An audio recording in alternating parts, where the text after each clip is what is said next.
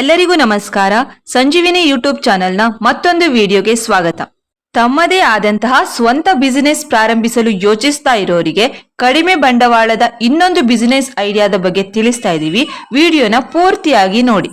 Video ಶುರು ಮಾಡೋಕ್ಕೂ ಮುಂಚೆ ಇನ್ನು ನೀವೇನಾದ್ರೂ ಈ ಚಾನೆಲ್ನ ಸಬ್ಸ್ಕ್ರೈಬ್ ಮಾಡಿಲ್ಲ ಅಂದ್ರೆ ದಯವಿಟ್ಟು ಸಬ್ಸ್ಕ್ರೈಬ್ ಮಾಡ್ಕೊಳ್ಳಿ. ಪ್ರತಿದಿನಾನು ಗೌರ್ಮೆಂಟ್ ಪ್ರೈವೇಟ್ ಸಂಬಂಧಿತ ಜಾಬ್ ಸ್ಕೀಮ್ ಸ್ಕಾಲರ್ಶಿಪ್ ಮಾಹಿತಿನ ತಿಳ್ಕೋಬಹುದು. ಹಾಗೆ ಪಕ್ಕದಲ್ಲಿರೋ ಬೆಲ್ ಐಕನ್ನ ಪ್ರೆಸ್ ಮಾಡಿ ವಿಡಿಯೋ ಅಪ್ಲೋಡ್ ಆಗಿದ ತಕ್ಷಣನೇ ನೋಟಿಫಿಕೇಶನ್ ಪಡ್ಕೋಬಹುದು.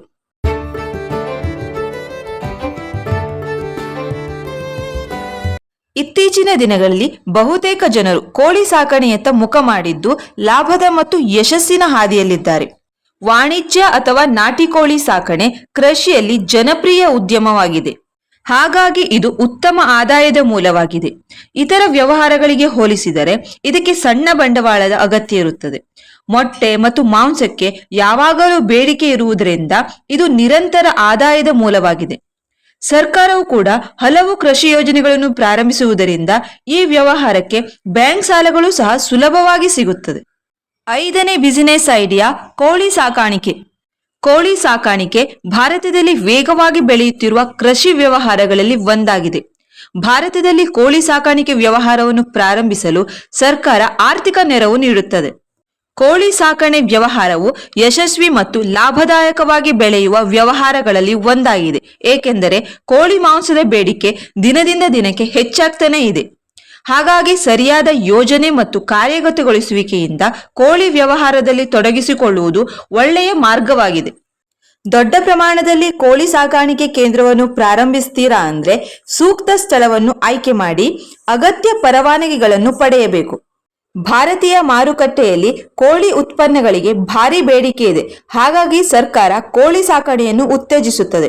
ಆದ್ದರಿಂದ ಕೋಳಿ ಸಾಕಣೆಗೆ ಅನುಮತಿಗಳನ್ನು ಪಡೆಯುವುದು ಸುಲಭವಾಗಿರುತ್ತದೆ. ಬಾಯ್ಲರ್ ಕೋಳಿಗಳಿಗಿಂತ ದೇಶೀಯ ಕೋಳಿ ಹೆಚ್ಚು ಆರೋಗ್ಯಕರವಾಗಿದೆ.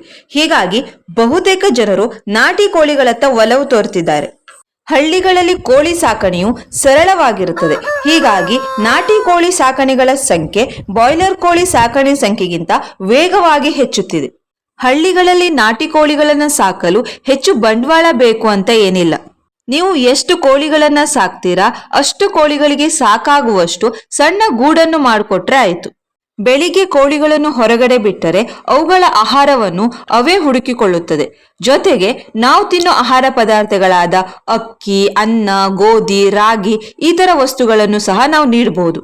ಹಾಗಾಗಿ ಊರುಗಳಲ್ಲಿ ನಾಟಿ ಕೋಳಿಗಳನ್ನ ಸಾಕುವುದು ಹೆಚ್ಚು ಕಷ್ಟ ಏನಾಗಲ್ಲ.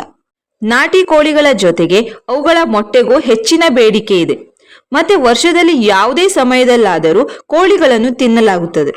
ಹಾಗಾಗಿ ಇದೊಂದು ಲಾಭದಾಯಕವಾದ ವ್ಯವಹಾರಗಳಲ್ಲಿ ಒಂದಾಗಿದೆ. ಮತ್ತೊಂದು ಬಿಸಿನೆಸ್ ಐಡಿಯಾದ ಜೊತೆಗೆ ಮುಂದಿನ ವಿಡಿಯೋದಲ್ಲಿ ಸಿಗ್ತೇವೆ. ವಿಡಿಯೋ ನೋಡಿದಕ್ಕೆ ಧನ್ಯವಾದಗಳು. ವಿಡಿಯೋ ನಿಮ್ಗೆ ಇಷ್ಟ ಆದ್ರೆ ಲೈಕ್ ಮಾಡಿ. ಈ ಉಪಯುಕ್ತವಾದ ಮಾಹಿತಿನ ಮತ್ತಷ್ಟು ಜನ ತಿಳ್ಕೊಳ್ಳೋದಕ್ಕೆ ವಿಡಿಯೋನ ಆದಷ್ಟು ಶೇರ್ ಮಾಡಿ.